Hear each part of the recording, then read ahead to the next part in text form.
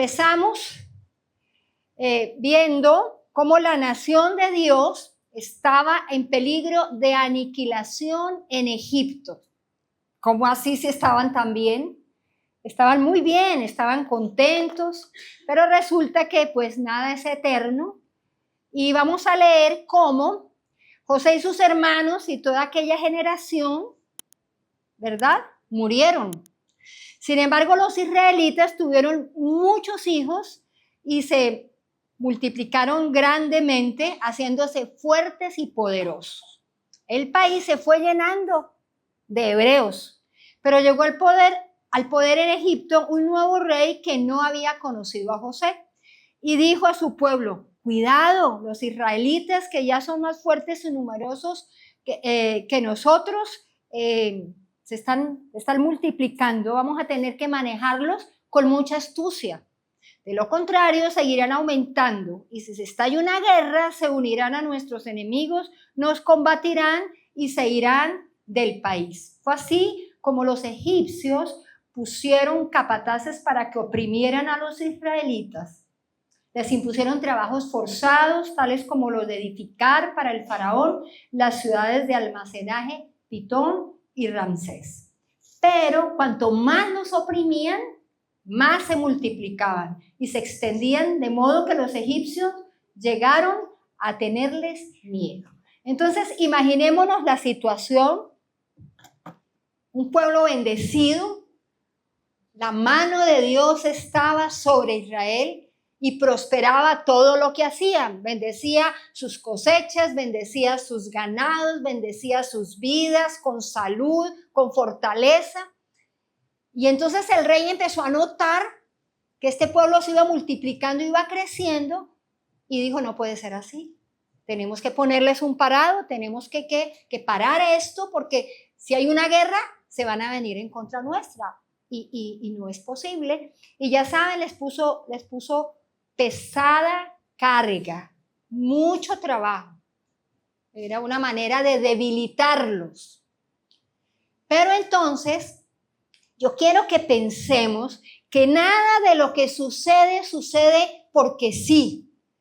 Ya Dios le había dicho a Abraham que eso iba a pasar con su descendencia. Qué increíble, ¿verdad? Vamos entonces a ver Génesis 15 del 12 al 14. Al anochecer, Abraham cayó en un profundo sueño y lo envolvió una oscuridad aterradora. El Señor dijo a Abraham: debes saber que tus descendientes vivirán como extranjeros en tierra extraña, donde serán esclavizados y maltratados durante 400 años. Pero yo castigaré a la nación que los esclavizará y luego tus descendientes saldrán en libertad y con grandes riquezas. Imagínense, no había nacido todavía Isaac, no había nacido Jacob, no había nacido José, y ya Dios le había dicho a Abraham que el pueblo, que su descendencia, todavía no había ni señas, pero ya le estaba hablando sobre su descendencia y le estaba diciendo que iban a estar esclavizados, ¿cuánto? 400 años, pero que Dios los iba a libertar y que iban a salir ¿cómo? Con grande riqueza. O sea, le dio detalles. Entonces, es importante que nosotros sepamos que Dios siempre habla y que Dios siempre nos está preparando para lo que viene. Es muy importante que leamos la Biblia y estudiemos la Biblia para tomar de ella la preparación, el entrenamiento que Dios nos da para lo porvenir. ¿Ven que Dios lo hizo con Abraham? Entonces también lo hace con cada uno de nosotros. Ahora, ¿qué pasó? Vamos a pensar un poquito en la historia.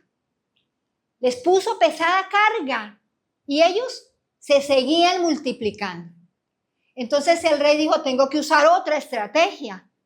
Llamó a las parteras de los hebreos y les dijo: ¿saben qué? Cuando nazca un niño varón, ustedes lo matan. Solamente dejan vivir a las niñas. Pero las parteras hebreas tuvieron temor de Dios y no lo hicieron. No mataron a los niños. Luego entonces el rey las llama y les dice: ¿qué pasó? dice, ay, es que las hebreas son muy rápidas. Nada más sienten el dolor y ya nace el bebé y nosotras cuando llegamos ya nació. Dice la Biblia que Dios las bendijo por haber tenido ese temor reverente y no haber matado a los niños. Pero este rey no se quedó tranquilo, dijo, bueno, entonces ¿saben qué? Todo niño hebreo que nazca lo echan al río.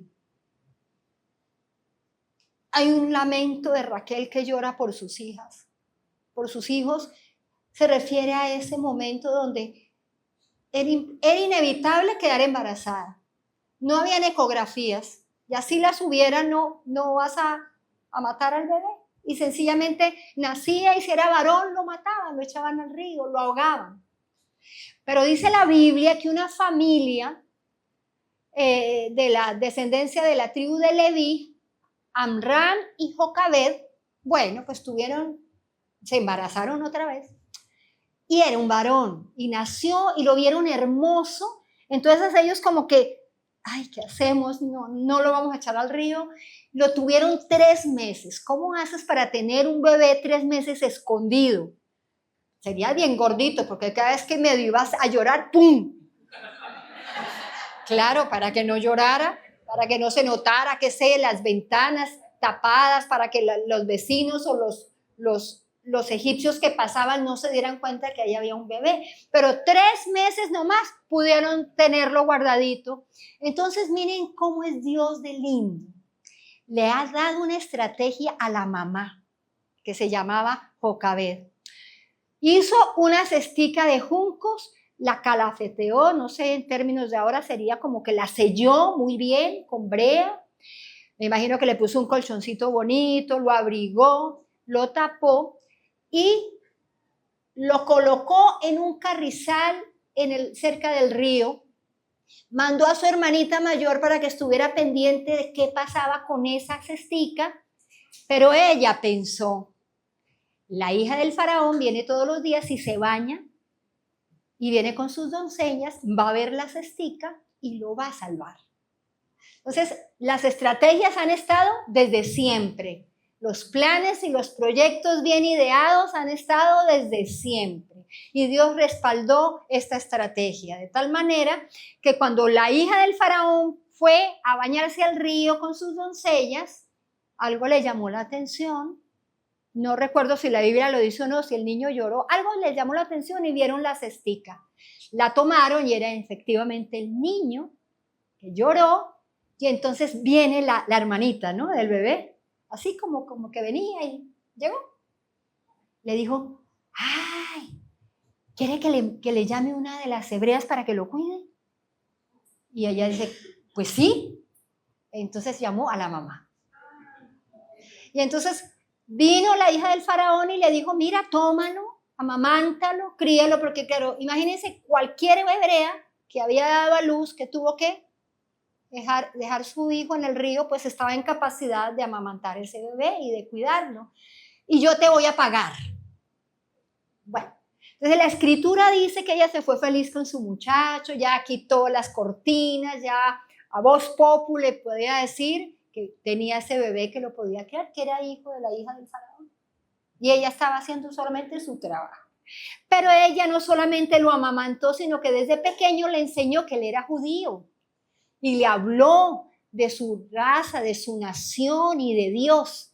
O sea, que nosotros desde pequeños les hablamos a los niños, ¿verdad? De lo que somos y de lo que hacemos. Y ella aprovechó cada momento para enseñarle, porque sabía que era por poco tiempo, que ella lo tenía que devolver a la hija del faraón. Pero no es como ahora que uno casi que amamanta a los niños un poquito, 6 meses y ya. No, eso se demoraban añitos en tenerlos allí. Y fue suficiente para formar el Moisés esa convicción de su origen, de su raza, de su nación y de su pueblo. Sucede que ya creció y entonces un día quiso ver a sus hermanos y llegó y encontró que un egipcio golpeaba a uno de sus hermanos. Y él tenía toda la fuerza y toda la tenacidad y el deseo de ayudar a sus hermanos. ¿Qué hizo? Le dio como muy duro y lo mató. Entonces lo escondió y ya. Se fue nuevamente a su palacio, pero luego regresa al otro día y ve algo similar, pero era entre ellos mismos, entre los hermanos. Y le pregunta al que estaba agrediendo al otro, ¿y por qué tú agredes a tu hermano? ¿Saben qué le dijo? Ajá, vino pues ahí nuestro libertador. ¿Vas a hacer lo mismo que hiciste con el egipcio ayer? Y entonces él dijo, no dijo miércoles, pero dijo, no quedó encubierto, ¿verdad? Ya se supo lo que pasó ayer. Dice la Biblia que el faraón se enteró y lo estaba buscando. Entonces Moisés ya no volvió al palacio de Egipto, sino que se fue al desierto huyendo. Y resulta que en el desierto de Madián duró mucho tiempo. Y de la riqueza del palacio y de todos sus deleites, se fue al desierto a comer lo que pudiera, a apacentar cabritas, ovejas y a tratar de sobrevivir. Puede que para él su vida ya no tenía sentido, ya no tenía propósito, pero para Dios no, para Dios no. Él se puso, una vez vinieron unas pastoras, 7 hijas del sacerdote de Madián, con sus ovejas, pero entonces vinieron otros a fastidiarlas. Y Moisés tenía como ese espíritu de defender. Él quería ser siempre el que sacaba la cara por las demás personas y las defendió. Ellas les dio agua para sus ovejas y se fueron a casa de su padre. Y él les dijo, ¿por qué llegaron tan temprano? No, es que un egipcio nos ayudó. ¿Y cómo lo dejaron solo? ¿Por qué no lo trajeron? Tráiganlo. Entonces lo llevaron. Y entonces resulta que él se quedó allá y le dio una esposa, una de sus hijas fue su esposa y tuvo sus hijos. Entonces ya Moisés no pastoreaba cualquier cabrita, sino las ovejas de Jetro, su suegro. Y un día pastoreando las ovejas de Jetro, su suegro, llegó al monte Horeb. Y vio una zarza, vio como una, ¿cómo decimos nosotros? Sí, pero ¿cómo es que decimos? Una fogata, ese es más bonito, ¿verdad? Una fogata, pero que no se consumía, ardía y no se consumía. Y entonces él empezó a caminar y Dios le habló y le dijo, detente Moisés, porque el lugar donde estás, tierra santa es. ¿Se acuerda que le dijo que se quitara las sandalias? Y le habló y Dios le dijo, mira Moisés, el clamor de tu pueblo ha venido a mis oídos. Yo he visto cómo los egipcios los están oprimiendo. Entonces te pido que por favor vayas y los saques de Egipto. Y Moisés casi que no daba crédito a lo que estaba oyendo. Y empieza un diálogo de Dios con Moisés que quiero que empecemos nosotros a verlo. Entonces, en el punto 2 vemos que Dios se reveló a sí mismo de 3 maneras. Reveló su nombre, su poder y su plan. Dijo a Moisés que él era, yo soy el que soy. Vamos a leer acá una historia entretenida. A lo mejor tú y yo nos identificamos con algo de lo que vamos a leer a continuación. Éxodo 3 del 11 al 14. Pero Moisés protestó.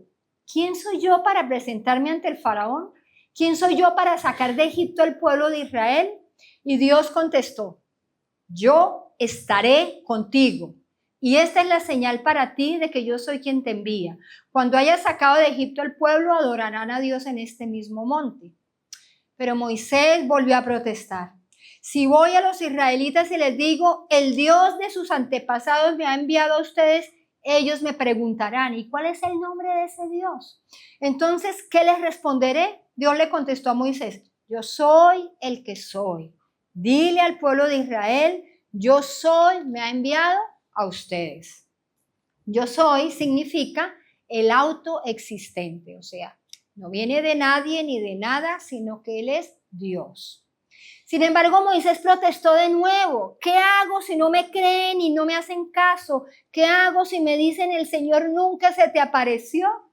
Entonces el Señor le preguntó, ¿qué es lo que tienes en la mano? Una vara de pastor, contestó Moisés. Arrójala al suelo, le dijo el Señor. Así que Moisés la tiró al suelo y la vara se convirtió en una serpiente. Entonces Moisés saltó hacia atrás, pero el Señor dijo, extiende la mano y agárrala. de la cola. Entonces Moisés extendió la mano y la agarró y la serpiente volvió a ser una vara de pastor. Realiza esta señal, le dijo el Señor, y ellos creerán que el Señor, el Dios de tus antepasados, el Dios de Abraham, el Dios de Isaac y el Dios de Jacob, de verdad se te apareció. Pero Moisés, por eso digo que se parece a algunos de nosotros, rogó al Señor: no tengo facilidad de palabra. Nunca la tuve, ni siquiera ahora que tú me has hablado. Se me traba la lengua y se me enredan las palabras. Entonces el Señor le preguntó: ¿quién forma la boca de una persona? ¿Quién decide que una persona hable o no hable? ¿Que oiga o no oiga? ¿Que vea o no vea? ¿Acaso no soy yo el Señor? Ahora ve, yo estaré contigo cuando hables y te enseñaré lo que debes decir. Ay, Dios mío. Pero Moisés suplicó de nuevo: te lo ruego, Señor, envía a cualquier otro. De verdad es increíble, y yo quiero que veamos a lo largo de este tema, no solamente cómo Dios es fiel con su pueblo y cumple sus promesas. Le habló a Abraham de su descendencia, que sería como las estrellas del cielo, como la arena del mar, y le habló a Isaac, y le habló a Jacob, y se propuso cumplir su propósito con este pueblo, con esta nación, sino que también Dios tiene con nosotros una relación personal y se relaciona de una manera única y especial con cada uno. Y así lo hizo con Moisés. Díganme, ¿tenía Dios que tener paciencia con Moisés? ¿No? Podría haberle dicho: bueno, si no quiere se lo pierde. A ver, usted se busca otro en el camino y lo pone. ¿Sí o no? Pero Dios le tuvo paciencia. Y entonces, y sí, que y no, y que, todo el tiempo así. Hasta el final le dijo: ¿sabe qué? Mejor dicho, yo pido por el que vas a enviar. A ese sí que lo uses. Y entonces al final Dios le dice: ¿sabes qué? Ve con Aarón, tu hermano. Y entonces tú serás Aarón como Dios y él será tu boca. Y hablarán lo que yo les dijere. Pero vayan al pueblo, preséntense a Faraón y saquen al pueblo de Egipto. Pero también le dijo, pues como para que se fuera preparadito: no va a ser fácil. Yo voy a endurecer el corazón de Faraón. Y no va a ser fácil. Entonces, de tal manera que él fue, tomó su esposa, tomó sus hijos, le habló al suegro, le dijo: suegrito, yo me voy porque es que Dios me manda a que yo vaya a Egipto y rescate al pueblo de Israel. El pueblo le dijo: ve en paz. El suegro le dijo: ve en paz. Entonces, nosotros seguimos con nuestra historia, pero si están haciéndome caso de imaginarse. Bueno, sí, eso se me ayuda mucho que se imaginen. Muy bien. Entonces, claro, cuando Moisés y Aarón van ante Faraón, y pues Faraón casi que se muere de la risa, y entonces él empieza a hacer lo que Dios le dijo, que lanzara la vara, y la vara se volvió una serpiente, y después que la agarrara por la cola, tal. Él hizo la tarea, y Dios lo respaldó ahí, le dijo que iba a estar con él, y estuvo con él. Pero no hizo caso Faraón y empezaron a manifestarse las plagas. Desde Éxodo capítulo 7, versículo 14, hasta el Éxodo 10, versículo 29, vemos el desarrollo de las plagas de Egipto.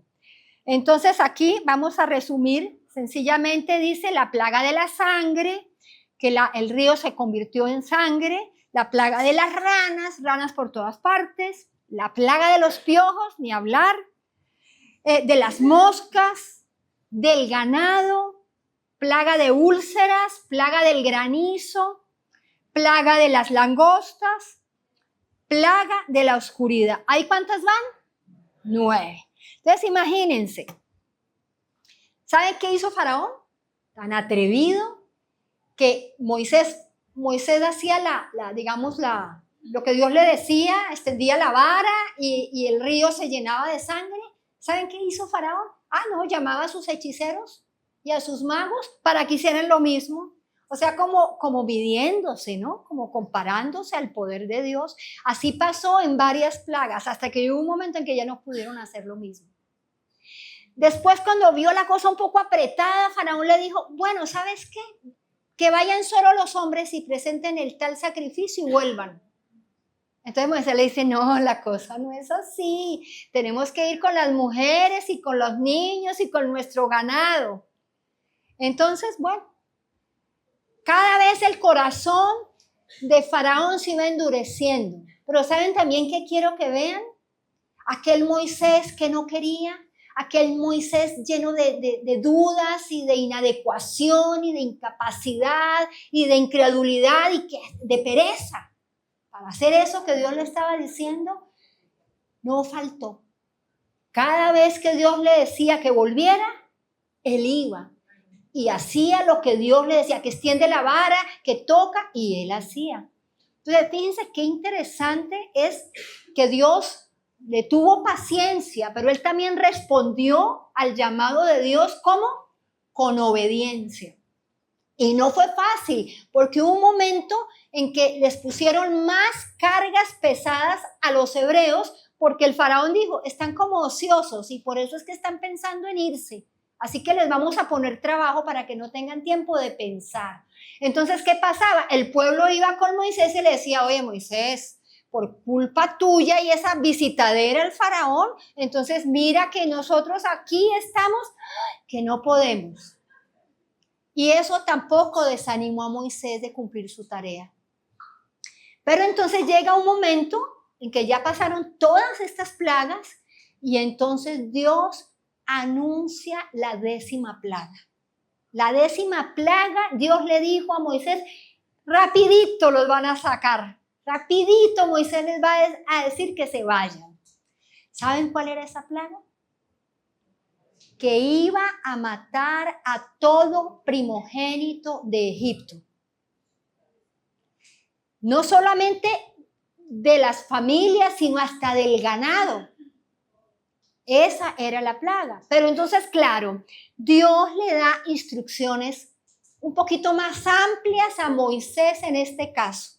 Entonces le dice que eso va a pasar, pero le aconseja, no le aconseja, le manda. Tomen un cordero por familia. Ese cordero tiene que ser sin defecto, de 1 año. Lo inmolan, lo sacrifican, se lo comen, bien asadito, también dice la Biblia, bien asadito, no invento. Bien asadito y la sangre, agarran un hisopo y la untan en los postes de la casa y en el dintel. Eso significaba la Pascua. Dios dijo que él iba a pasar en la noche y donde viera la sangre no iba a entrar a matar a los primogénitos. Pascua significa pasar por alto. En otra definición que leí significa pasar por alto para proteger. Tengan esto presente que más adelante vamos a volver a profundizar en esto. La 10ª plaga no solo nos revela el poder de Dios, sino que nos indica su plan. Muy bien, efectivamente, Dios ya le había dicho a Moisés lo que iba a pasar y pasó. Pasó que a medianoche el Señor vio donde había sangre y no entró a herir, pero empieza a escucharse a medianoche llanto y lamentación en el pueblo de Egipto porque no había casa donde no hubiera duelo. Hasta en el, no iba a decir hotel, no, palacio, hotel es palacio. Hasta en el palacio de Faraón hubo duelo porque el primogénito del Faraón fue tocado. Murieron los primogénitos.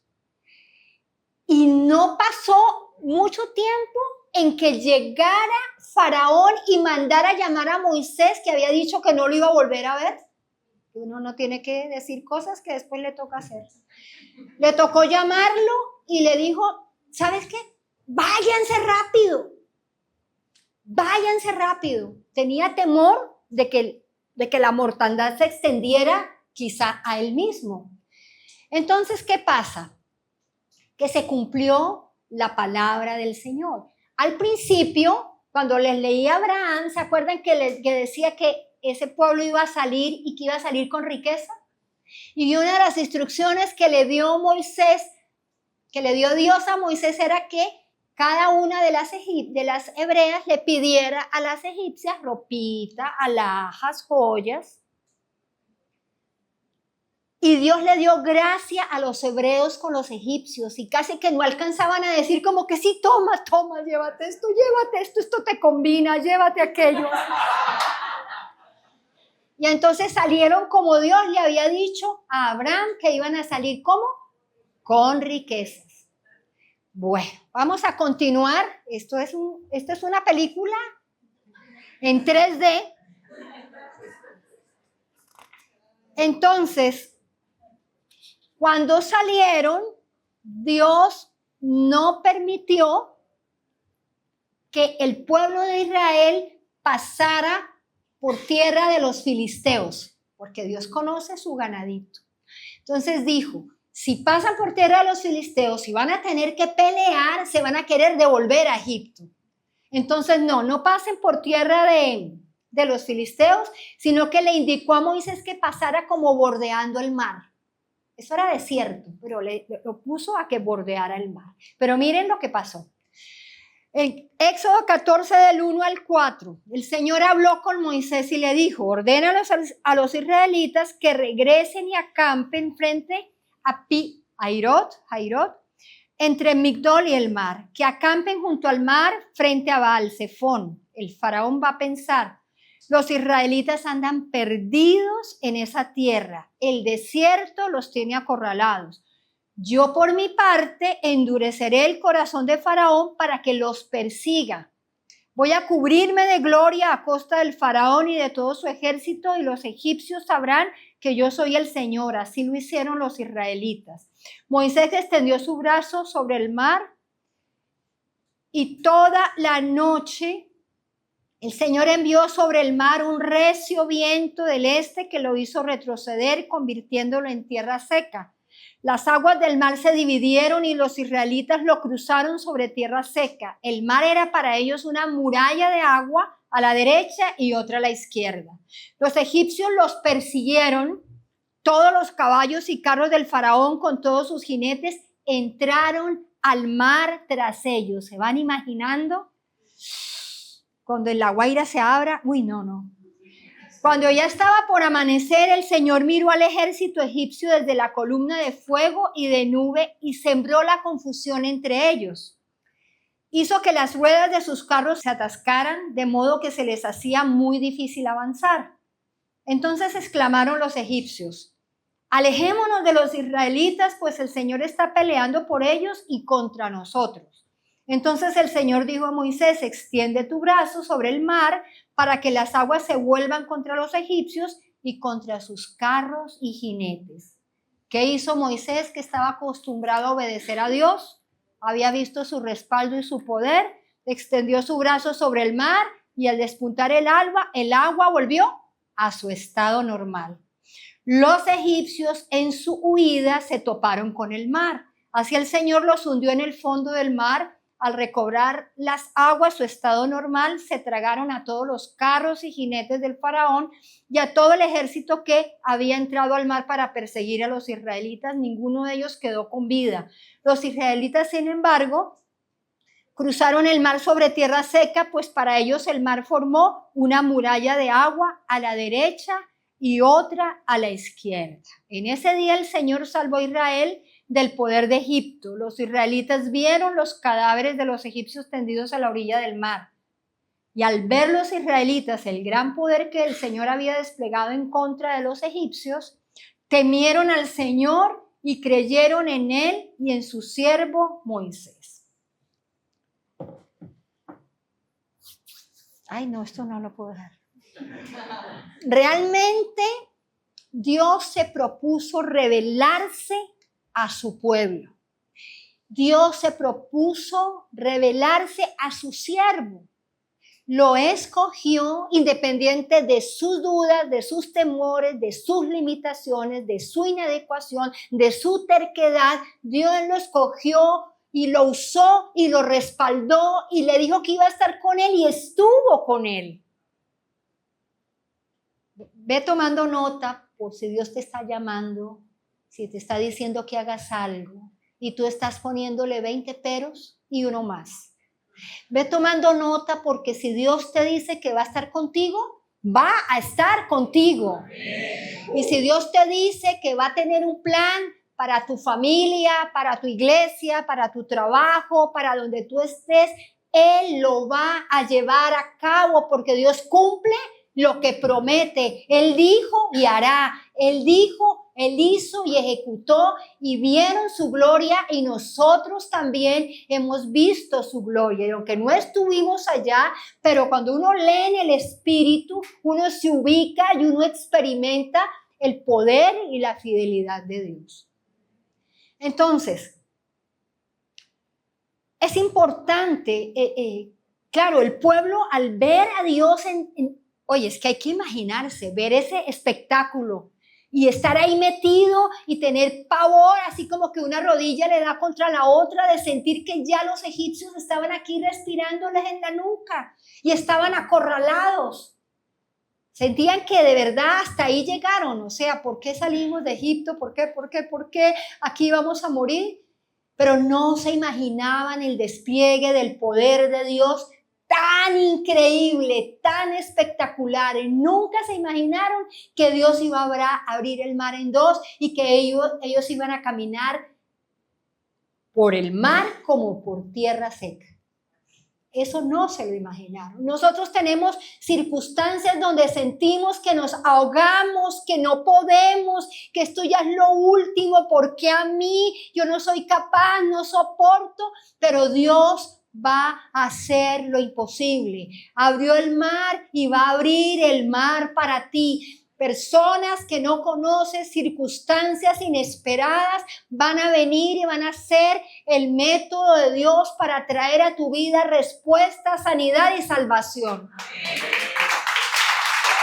Entonces, es importante reaccionar como el pueblo reaccionó, con temor y reverencia a Dios. Cada vez que Dios nos manifiesta su poder, su gloria, nos responde una oración, por pequeña que sea, debe haber júbilo en nuestro corazón, gratitud y reconocimiento de que Dios es Dios. Yo soy el que soy. Él hace todo lo que Él quiere y no hay nada que sea imposible para Él. Entonces ahora recordemos un poquito la plaga número 10. Echemos un poquito de memoria a la plaga número 10.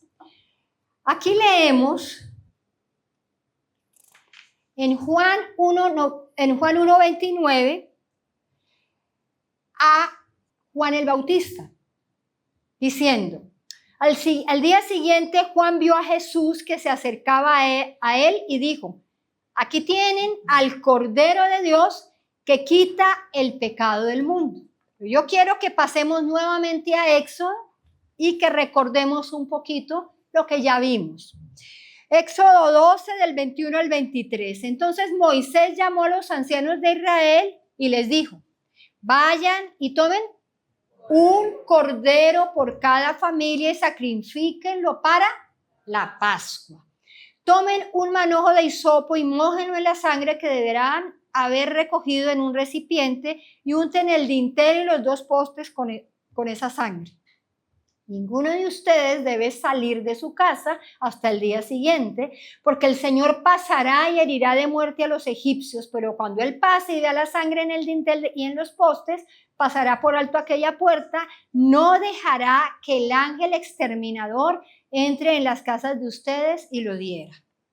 Y cuando sus hijos les pregunten qué sentido tiene para ustedes este estatuto, o sea, celebrar la Pascua, ustedes les responderán, se trata del sacrificio que se ofrece al Señor como recuerdo de la Pascua, es decir, cuando en Egipto el Señor pasó por alto las casas israelitas y nos salvó la vida, pero hirió de muerte a los egipcios. Entonces los israelitas se inclinaron y adoraron.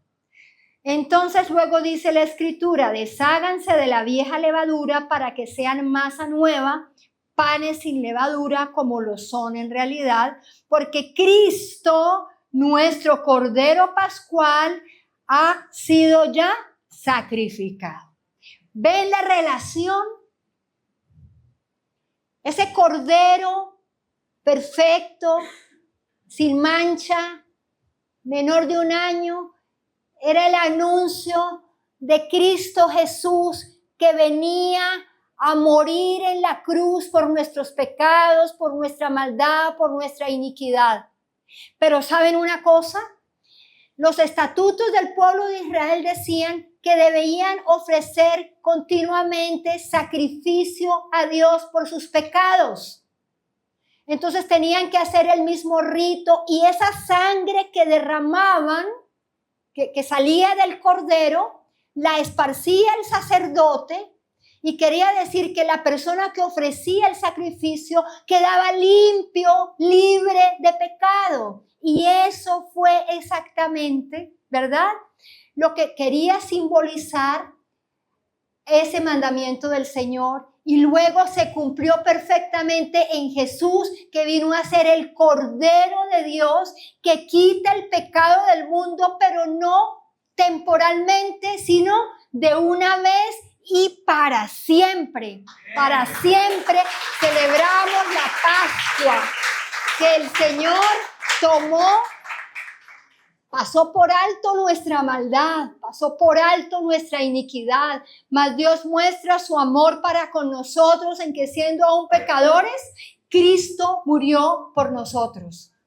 Y entonces en Corintios Pablo nos dice que nos deshagamos de la vieja levadura para que seamos masa nueva, panes sin levadura. La levadura, pues aquí tengo un panadero, de pronto si me equivoco me puede corregir. Es como lo que fermenta, ¿sí? Fermenta la masa. Pero entonces ellos comían panes sin fermentar. Algunos dicen que por la prisa que tenían que salir, no tenían que esperar a que el pan se fermentara. Entonces, pero el apóstol Pablo dice que nos hagamos de la vieja levadura, del pecado, de la corrupción, de la fermentación de lo que produce el pecado en nosotros y que nos vistamos como en realidad somos, ¿verdad? Masa nueva. Experimentemos entonces cómo el Señor nos ha liberado de nuestro pecado, de nuestra maldad. Cómo el Señor a través de Cristo viene, toca nuestra puerta y quiere tener una relación única, especial con cada uno de nosotros. No nos trata en serie, nos trata en serio y se relaciona con nosotros como lo hizo con Moisés. Lo quiere hacer contigo, no importa tus dudas, no importa tus temores, no importa tu incredulidad, tu deficiencia. Te miras y ves que no eres capaz, que no puedes, pero Dios dice, lo harás porque yo estaré contigo. Y cuando Dios tiene un plan para su pueblo, Dios lo cumple, independiente de que aumenten la carga, independiente de que el enemigo haga cualquier cosa para que los planes de Dios no pasen. ¿Se acuerdan que mandó matar a los niños en Egipto? ¿Y no se acuerdan cuando Jesús nació? Que cuando los magos fueron, ¿verdad? Él les dijo, ay, sí, investiguen porque yo también lo voy a adorar. Mentiras. Después mandó a que mataran a todos los niños de la edad que podría tener Jesús. Él pensaba, ¿no? Pero pues los planes de Dios son mucho más grandes. Y Dios le habló a José y le dijo que saliera. Y salió. Y el Mesías murió cuando tenía que morir. Y las cosas de Dios pasan en tu vida cuando tienen que pasar. Así el enemigo haga planes para ti de destrucción, de desánimo, de muerte, de confusión. Las cosas de Dios van a pasar cuando Dios decida que pasan y a la manera que Dios decide que pasan.